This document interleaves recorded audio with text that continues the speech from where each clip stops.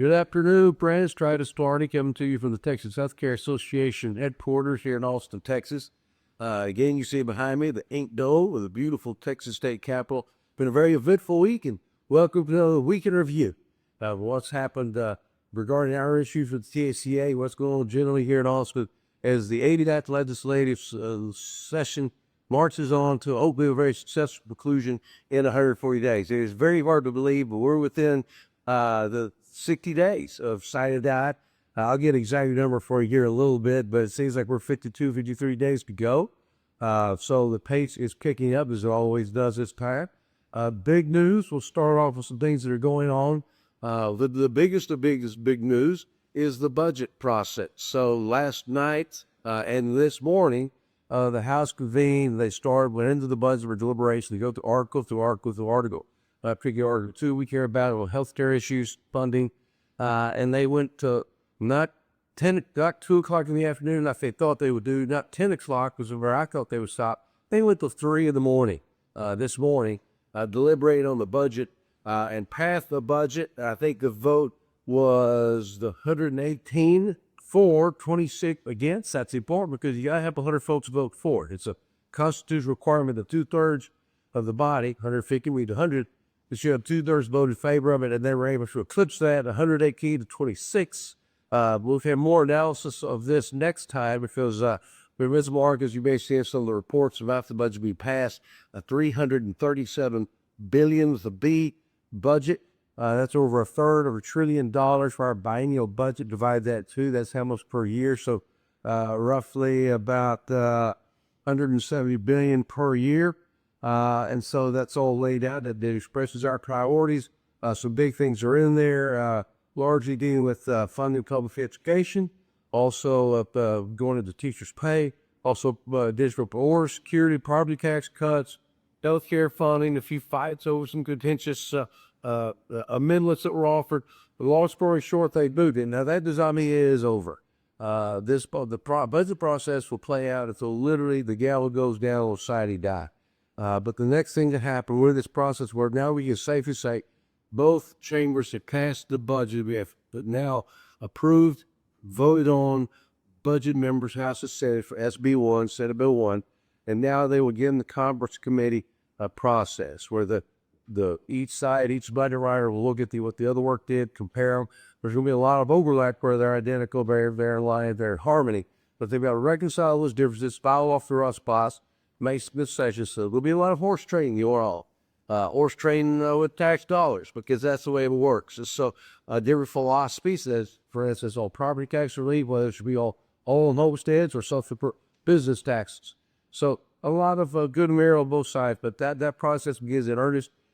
So by this time next week, when we do this, I'll have a better and more thorough analysis, particularly how it relates to how these affects our healthcare issues and where we are with that, and what we may be looking at for Medicaid rate increase, some other items we're concerned about, and keep moving forward. But in the meantime, the beat goes on. And so our legislative priorities will continue to fight forward and continue to move. And next week is a big week for us. But first, before we cover next week, let's have some little good news here.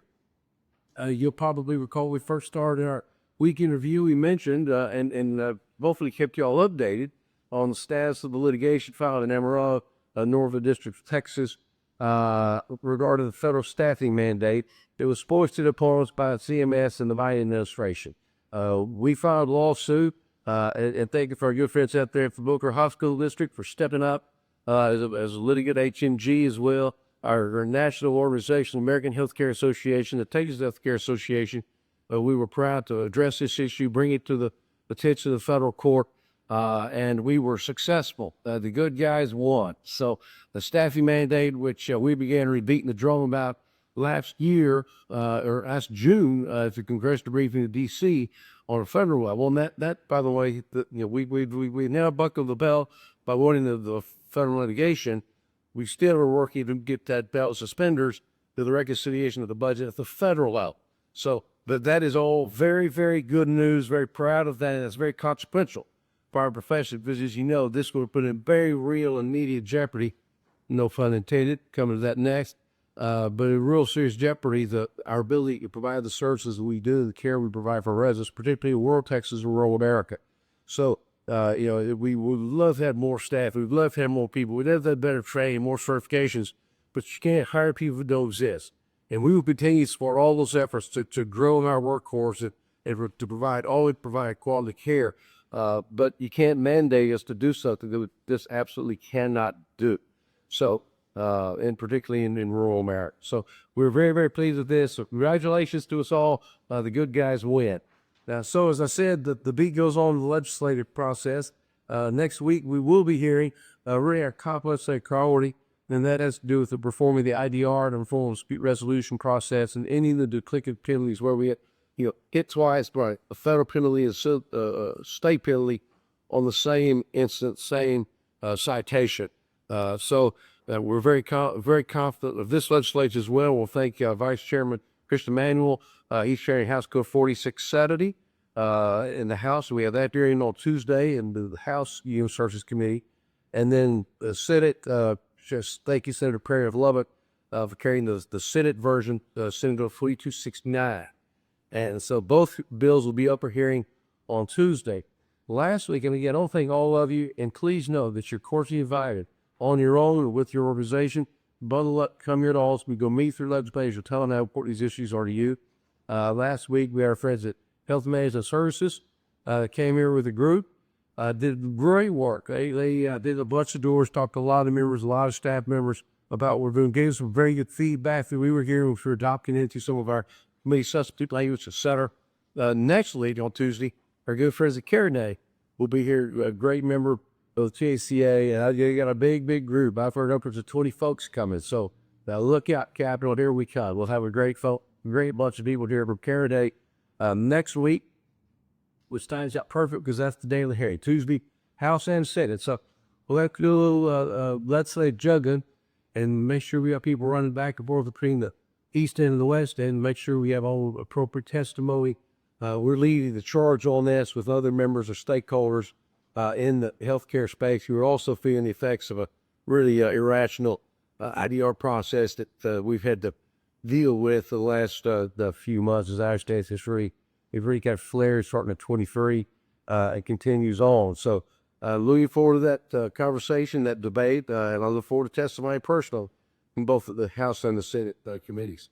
So in the meantime, we are pushing for hearings on the streamlining of the change of ownership, and that's Vice Chairman Rose, HB 3902, and Senator Hancock, Senate Bill 3578, and then Denise Villavelos, one of our new members from Corpus, Republican there, is carrying House Bill 3910 to confirm provider at-risk qualified eligibility. And again, we're pushing with Chairman Hull, who's been very good to work with. We've really enjoyed the relationship we have with her in Human Services in the House. So hoping we can move those bills forward, get those through committee and through calendars and on before. Things are moving slow. You may have read that the process seems to be a little slower than usual. A bunch of reasons for that, most of which I would say is because of the confusion and uncertainty leading into this session in the House, not having a speaker in place, which former Speaker Phelan had resigned. That process had to play out, so that really put them behind. A lot of work gets done in November, December, January, getting prepared for session, and that really just didn't go the way it normally does. So I think they've been working from behind, but I expect to see pick up in a hurry. Very, very quickly out the budget process. That's very time-consuming and focused, as it should be, but that now is moving to the next phase with the conferees and conference committee. So I look forward to them putting that together. So, good news there. Let's talk about a few other things. We'll lean over here. And again, when we do come to Capitol, know this, you don't have to show up. Come to our offices at PHCA here at 1108 Lavaca. We will sit there. We'll give you all the one-pagers like this. Have all the information. The news is at the press, so you walk around and you'll talk to your members and their staffs. We'll sit down and kind of cover the do's and don'ts, how to talk to a legislator, which I hope I know a little something about. I hadn't been one myself for 6 terms. And but so far we get great feedback on that. Couple things to keep in mind for you, or make sure you have on your calendar. You should be getting emails from us regularly. And that is The coming up first, June 15th through the 18th, is the DFW Marriott Champions Circle in Fort Worth, Texas. Will be our 2025 summer retreat and packed golf tournament, Texas Healthcare Association. But let's do this, y'all. So we're on the lookout for things that look kind of like that. Emails from us with more details, but the registration's opened up. The program's already online, and we're getting a lot of these put together to have a very fun, eventful, and hopefully educating program for us to educate, advocate, and elevate the Texas Healthcare Association. So that's coming up June 15th through the 18th. There'll be after session. Look forward to seeing y'all there for that. And then, of course, later in the year, before we get there, we're going to have another day that you're going to be back up, chronology out of whack. April 30. That is the end of the week, end of the month, I should say. Last day of April is the Advocacy Day for nurses, administrators, and long-term care leaders. We colloquially refer to this as Nurses Day, is what's been called in the past. But we got the big room reserved in the extension. And in the extension, we'll have folks like can walk by. But trust me, blood pressure start to go up about April 30th. Keep her a little wound up, a little tight, a little well for sound. And on April 30th, we will set up and have our nurses in there and welcome people in that are working in the Capitol, get their blood pressure checked, monitors and things for them, just talk some wellness with them, provide that service to the members, the staffs, the folks in the Capitol. It's always a great way for us to interact with them, and again, remind them of the important work we do here at the Texas Healthcare Association. That's Advocacy Day, again, April 30th, so mark your calendar for that as well. That will be a good one. So, and then the last thing I'm going to say, I don't have a little handout from it, is for the fall show. It seems like a long way away, but I will tell you, I guess we'll do the summer day. Then back at June 15th, 18th, we'll do the summer retreat. Then we'll also have the congressional briefing I'll be attending very quickly in June on a federal level. We do want to talk just briefly about that, in contact with Cliff Porter, our THCA president, and they're doing very strong work. I know there's a lot of arc of what's happening with Medicaid, with funding, with the provider tax, with upper payment limits, the UPL, quick program, where we there, that's still very much a flux. But we will be making arrangements, and I'll be going in and talking to, thank you. I'll be talking to our Texas delegation. Many of the members of the current Texas delegation I had the pleasure of serving with in the Texas House and the Texas legislature, and know several of them just through the years from just being around Texas and doing things. So we've got a good, strong delegation. We're going to talk to them about what we need to do and to make sure they understand the importance of protecting the QUIP program, the UPL program for us, as we continue to get the funding necessary to provide the care that we do. So that'll be coming up in June, the June show. And then, of course, in the fall, we have the 75th annual. That's the platinum anniversary. We plan to do some special celebratory things there. That's going to be in Houston.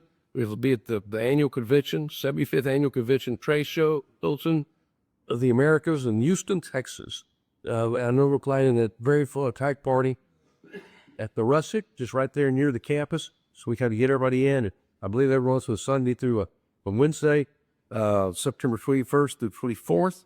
So again, I'm not sure if we're open registration, but I know there are concrete people about being sponsors for our events, sponsors for the PAC events, for the event itself.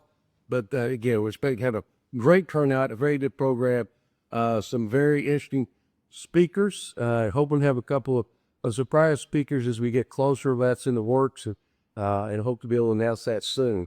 So we're really trying to kick this up. I expect to have a very strong legislative panel in September in the Houston area who can come and address what they did this session and where they think we're headed. As soon as you get through the blood session, you turn around getting ready for the next round of elections and looking forward to what will be the 90th legislative session in the great state of Texas.